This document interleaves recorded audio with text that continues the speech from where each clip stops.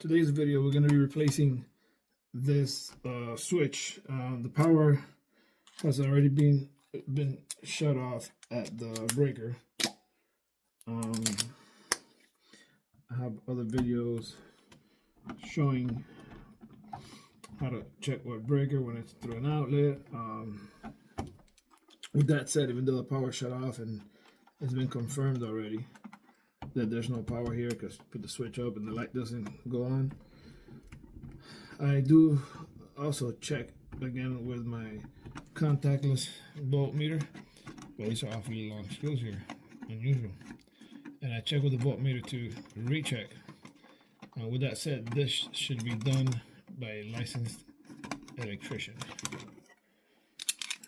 But here I will show you what I do. So, although it's been turned off and I know that there's no power leaving here anymore, I come and I touch here, the sides. The beep was just random. Sometimes these things do that when you touch things, but it's not doing that beep beep beep. So that means there's no power at any of those two bolts there, which only one of them would actually have power because the other one is bringing it in, and the other one is the one that when you hit the switch jumps it to throw it out.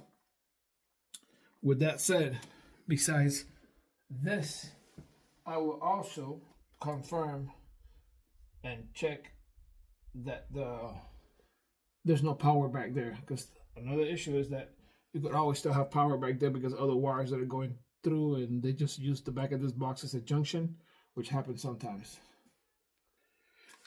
So yeah, just remember you could always still have potentially power back there even though this is off, because you never know what the person before did or what invention could be behind your particular outlet. So there could be other wires back there hot. Let me, now that I pulled this out carefully, I already knew these two didn't have, because I was able to on the side touch these two wires, see, and it doesn't do the beep. So but that doesn't mean that some of the wires back there, like in this case, they actually are. Let me show you a little glimpse. There could be extra cables going through. Sometimes it could be because it's, let me fix this up again. It could be just daisy chaining to somewhere else, but sometimes it could be another completely separate hot wires going through there. So again, just be mindful of that. Let's go ahead and remove now this outlet. This switch.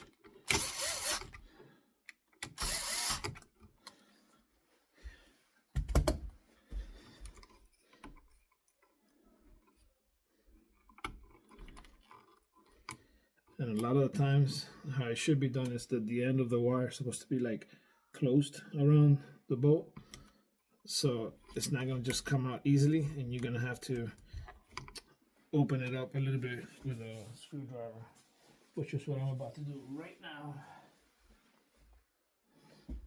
Come right here and you twist it open. Now that one will come right off. This one, let me open this one up now.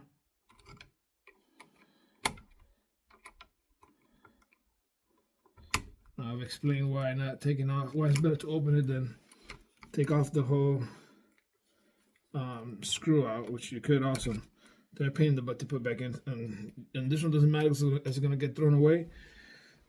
But on the new one, it's more difficult to put the screw in because it's kind of, they're tight. After a certain point, they get really tight. It's easier just to open that. So now here, I'm gonna go wrap around,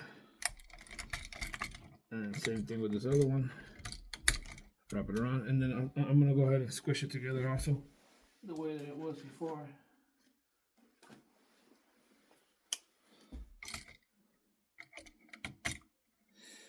Although they did very poorly here, they didn't leave enough almost to grab. Supposed to have a little bit more wire so that when you wrap around, you have a little bit of lead there to squish. But I got it. And also remember always to put them in a clockwise. Not that when you're tightening it, it's gonna split it out. So you want the wire to be going clockwise, the tip of it. Let me go ahead now and do what I always do, which is I like to hand tighten.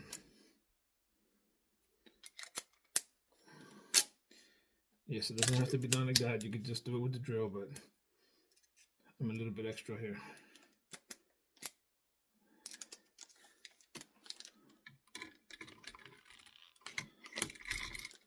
I had this thing off. There we go. And now I'm gonna go right in there.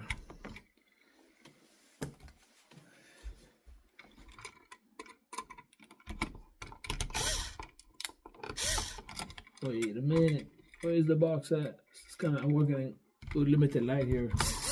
Just with a Milwaukee light here. Not because the lights are off, obviously. So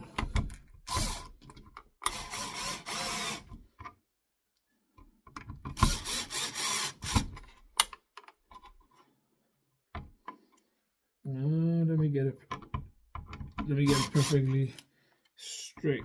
And just one a little bit to the left. There you go. This one's still loose. And now we're gonna put the screwless covers.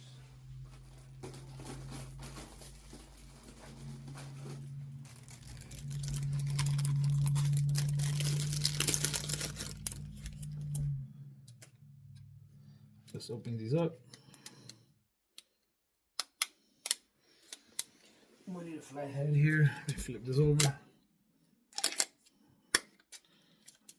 to pry this open here for the screwless. Okay.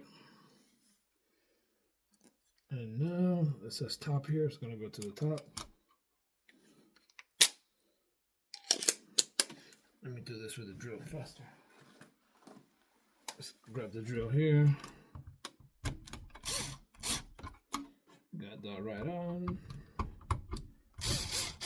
There it goes.